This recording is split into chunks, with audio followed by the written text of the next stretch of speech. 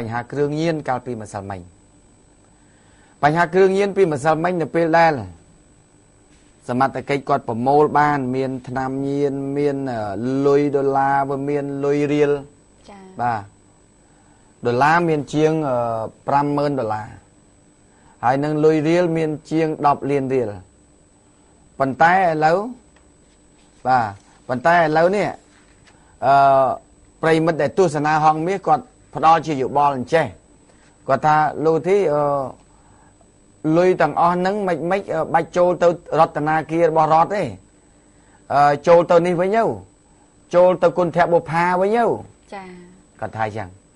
គាត់ថាឃើញលុយច្រើនអញ្ចឹងណាចាបាទលោកបនសំអាតដែលខាងទទួលផែនគ្រឿងញៀននៅខាងស្នងការនគរបាលរាជធានីភ្នំពេញហ្នឹងបើកយុទ្ធនាការរួមជាមួយនឹងក្រមបញ្ជាពីអៃដាមស្នងការជួនសវណ្ណបាទអញ្ចឹងប្រតិបត្តិការកាលពីម្សិលមួយថ្ងៃហ្នឹងចាប់បានហើយរួចហើយចាប់មានលុយទៀត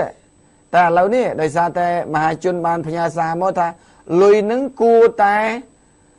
ពិភាក្សាជាក្រុមគណៈកម្មការចម្រុះថាតើប្រគល់ទៅឲ្យពេទ្យគុណធបុប្ផាបានអត់ចា៎ដូចមួយយ៉ាងដែរចា៎មួយយ៉ាងប៉ុន្តែគាត់ថារឿងយ៉ាងម៉េចមិនដឹងទេយកលុយនឹងតាណាយើងមិនដឹងទេតែគាត់ថានេះ